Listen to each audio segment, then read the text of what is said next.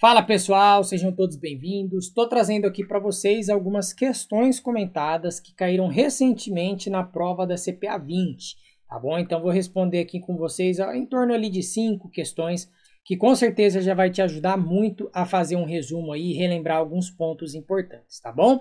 Lembrando, se você está procurando aí um curso completo, 100% atualizado, é só clicar aqui na descrição do vídeo que nós temos ali a CPA 20, já aprovamos milhares de alunos e com certeza esperamos aprovar você também.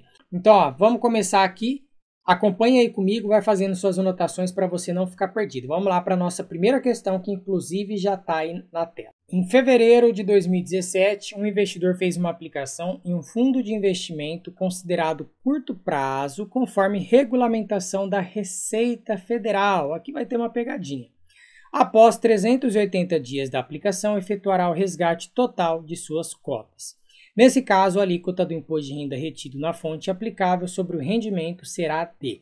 Aí, o que a pessoa faz? Caiu essa questão na prova, ela olha e ela fala, beleza, vamos fazer aqui a tabelinha. De 0 a 180 dias, se eu sacar, vou pagar 22,5% de imposto. De 181 a 360 dias, se eu sacar, vou pagar 20%. 361 a 720 dias, 17,5%. E mais de 720 dias, eu vou pagar somente 15% de imposto. Aí a pessoa olha, pô, 380 dias, está aqui, 17,5, vai lá, marca e erra a questão. Por que que a pessoa vai errar a questão?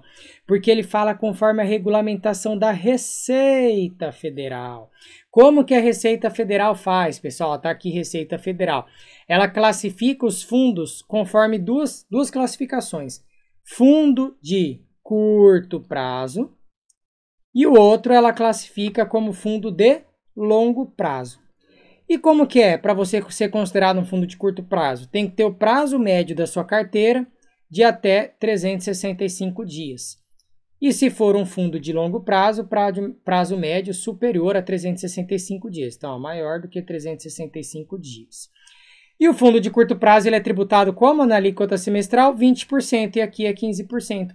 Então, no fundo de curto prazo, o que acontece? A tabela ela só vai até aqui, ó, ela só vai até a metade.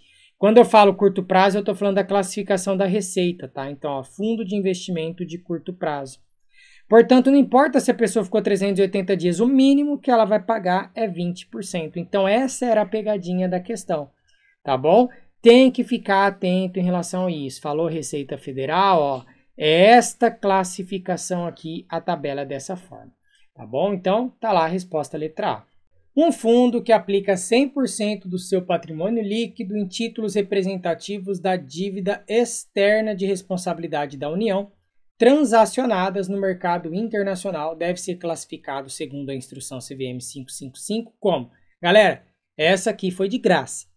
Eu compro 100% do patrimônio em dívida externa. Eu vou ser um fundo do quê? Multimercado? Cambial? Ou eu vou ser um fundo de dívida externa? Muito simples, tá bom? Nem precisava comprar 100%. Se eu comprasse acima de 80%, eu já sou dívida externa. Mas essa é a resposta correta.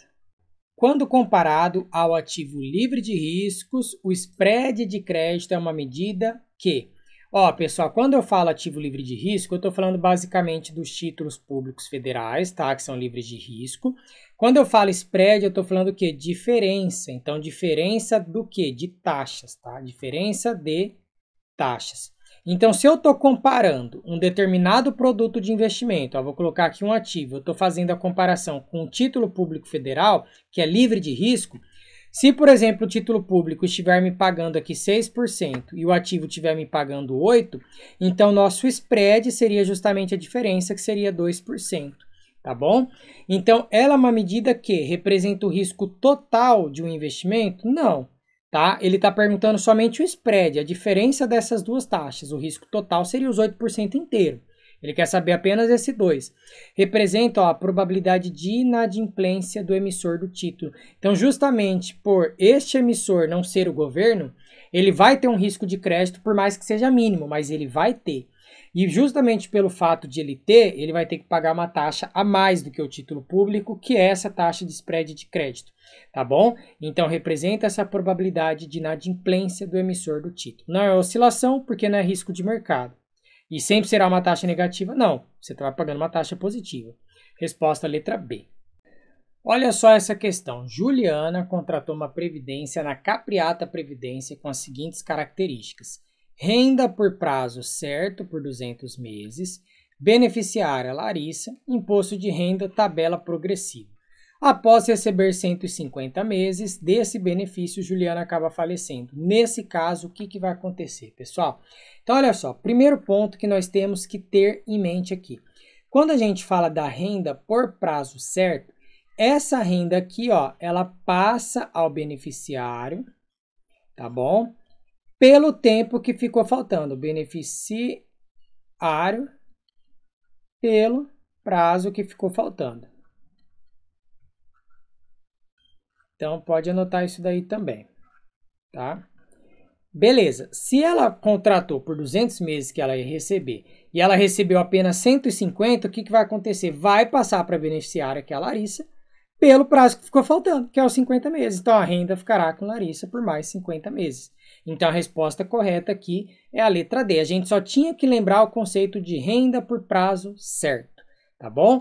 Isso aí tá lá no material, tem no resuminho lá das rendas na parte de previdência. Então é só dar uma olhada, mas tá aqui o resuminho. Passa para o beneficiário, prazo que ficou faltando. Títulos do tipo zero cupom, negociados com deságio sobre o valor de face. O que é o deságio? Pessoal, lembra que o deságio é o desconto sobre o valor de face. Se não paga cupom, então é uma letra, nesse caso uma letra do Tesouro Nacional. Lembra que nós temos a LTN e a LFT que não pagam cupons e a NTNB principal, que ela também não paga cupom. Né? Vou colocar até o resuminho aqui. Ó. Então, a LFT, LTN, NTNB principal. Esses três aqui não pagam cupons nenhum. E negociada com deságio quer dizer que você compra um valor por um valor menor do que aquele valor que você vai receber no futuro, porque o valor de face ele é justamente o valor de vencimento. A LTN ela tem essa característica, você paga um valor sempre menor do que você vai receber lá no final. No final você sempre recebe R$1.000, tá bom? Então, ó, resposta letra C. Então, pessoal, com isso finalizamos aqui essa revisãozinha aí para CPA 20. Comenta aí o que você achou e qualquer dúvida é só me chamar. Tchau, tchau!